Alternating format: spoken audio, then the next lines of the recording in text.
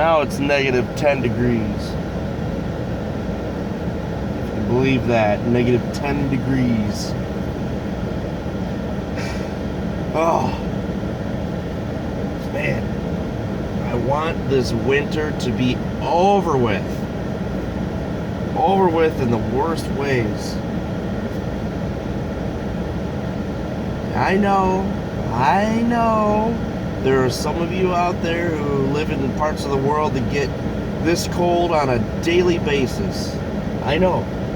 Believe me, I'm not saying that I've got it bad, but in this state, negative temperatures are a rarity. And when they happen so many times in a winter, you just get shell-shocked, I guess. I don't know how to explain it. Oh, man. You guys probably can't see that moon, but that looks really cool. It's large.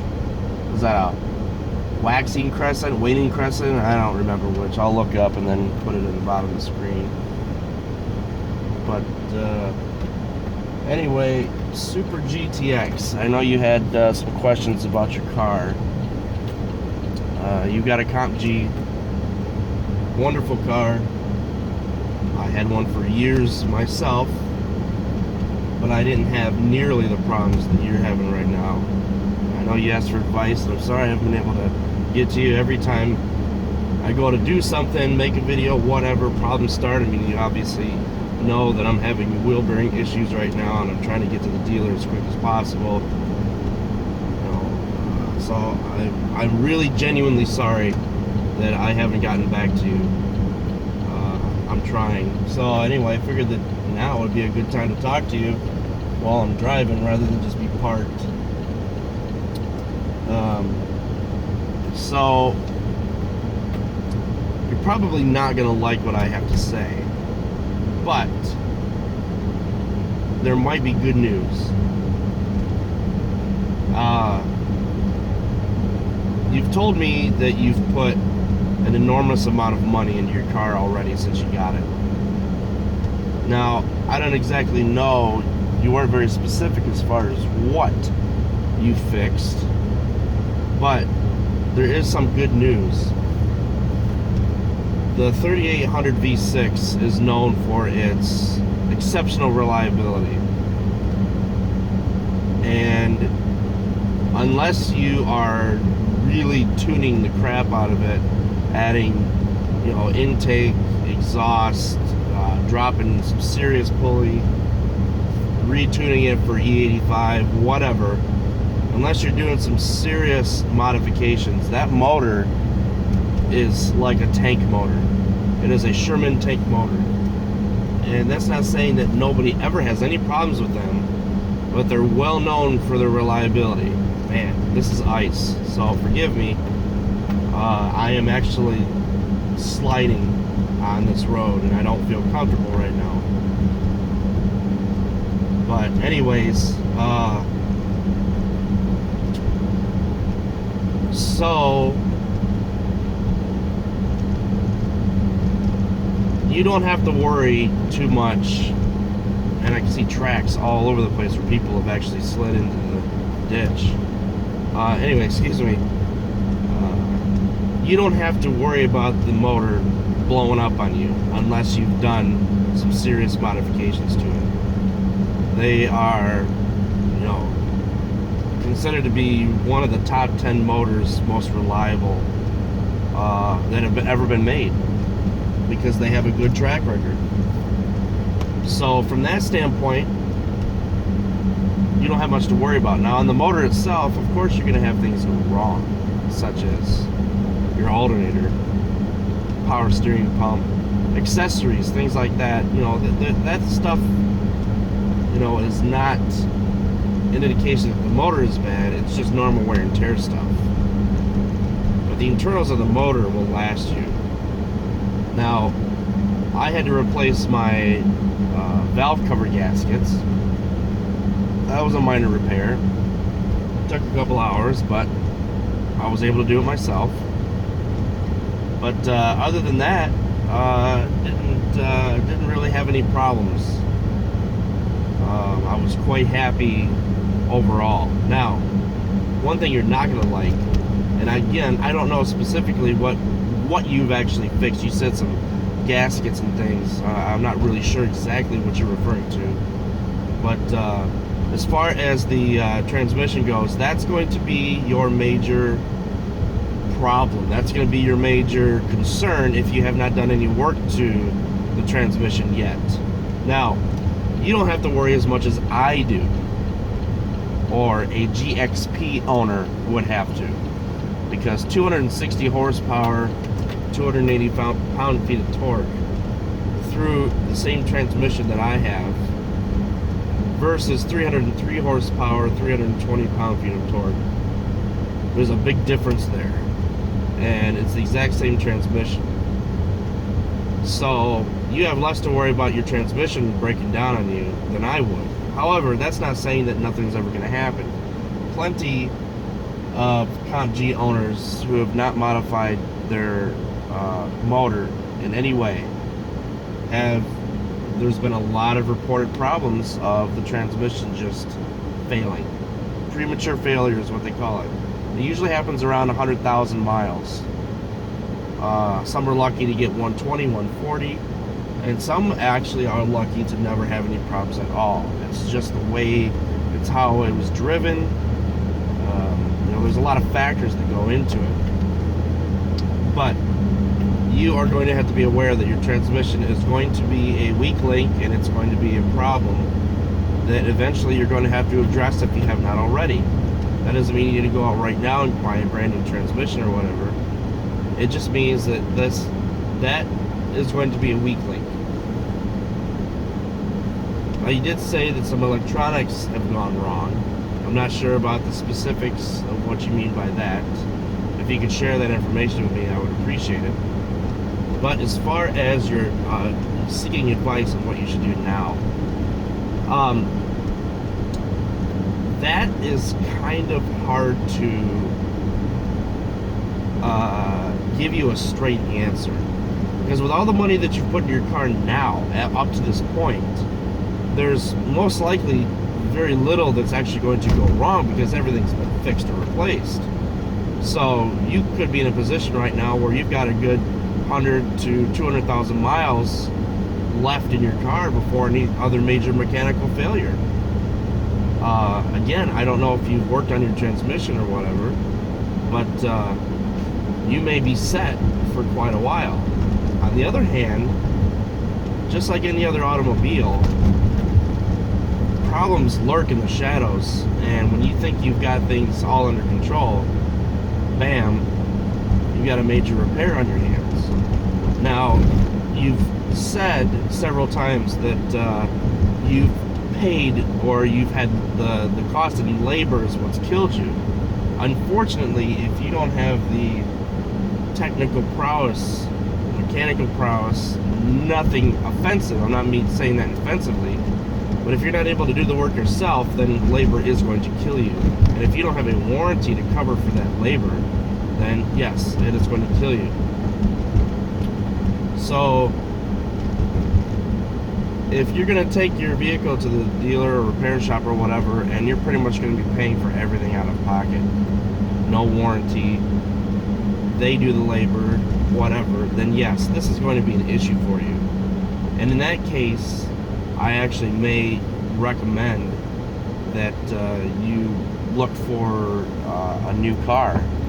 Not new, but a different car. Even if it's a Grand Prix, something that's going to have a warranty on it.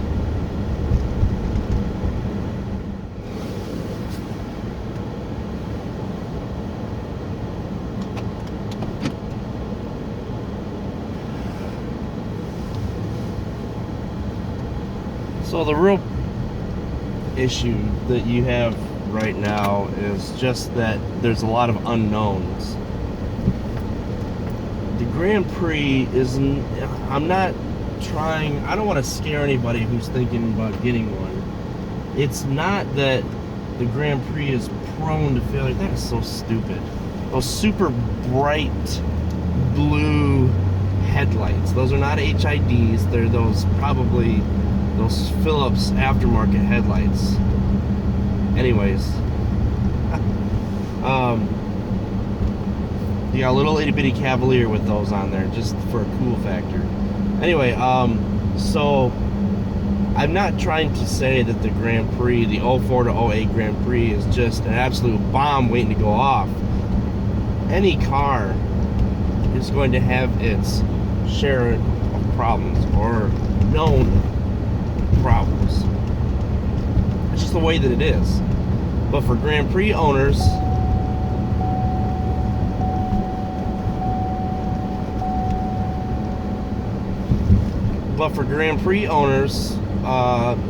we tend to modify our vehicles, and General Motors just made a mistake by not really beefing up the transmission enough to be able to handle what it was trying to do, particularly with the V8. So, but I can tell you that there are known problems with any vehicle out there.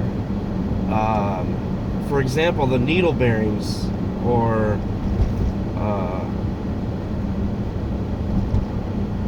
for example, the end bearings on the supercharger, the Eaton supercharger, are known to start to rattle after 100,000 miles or so, and they need to be replaced. It's not a major repair at all, by any means. Pretty easy, it's in fact. There are just certain things that are known to go out that people who are actual enthusiasts of these cars expect and prepare for it. Now, as far as what you should do, I've already said that depending on what you've repaired already, you may need to actually find a way out. I'm not saying that tomorrow you're going to start your car and the motor is going to go kaboom. I'm not saying any of that, or that you are doomed to have problems from here on out. That's just not the case. But I can tell you that if you haven't done any transmission work at all, expect it. Expect to have transmission work needed. If you haven't replaced the end bearings on your supercharger, expect it at 100,000 miles or so. There are just some things that go without saying when it comes to owning a Grand Prix, the later years, that need to be done. It's just the way that it is. So I'm not trying to discourage you or depress you, thinking that you're doomed to failure. And I understand that you're tight on money. I understand that completely, believe me.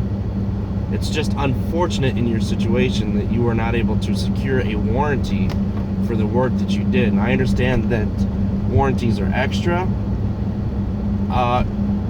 My Comp G did not have a warranty of any kind. I did not have a warranty on it at all. I bought that in 2007. It's an 04 Comp G, and these roads are so iced over right now. It is a glaze, and I'm actually kind of scared. There's one slip of the wheel and there will be no stopping my car. Anyway, my 04 Comp G did not have a warranty. I did not know about half of the problems, 3/4 of the problems that the Grand Prix, the 04 to 08 Grand Prix were prone to before I bought it. I just did not know. So I was just like you. However, I just got lucky. I had minor problems, like my valve cover gaskets, my needle bearings went out, which were fairly easy to replace, my blower motor, various little things here and there that happened, but nothing major mechanical. I had an exhaust leak, so what? But nothing major mechanically went wrong.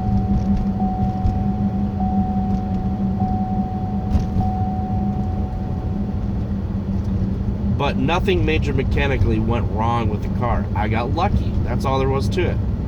But over the 5 years that I owned that car, I only put probably 25,000 miles on it. I mean, really, that's all I put on it. I didn't put very many miles on it. I mean, I've only put about 8,000 miles on this car, and I've had it for over a year. I just don't drive that much, not like most people. So, what's going on here?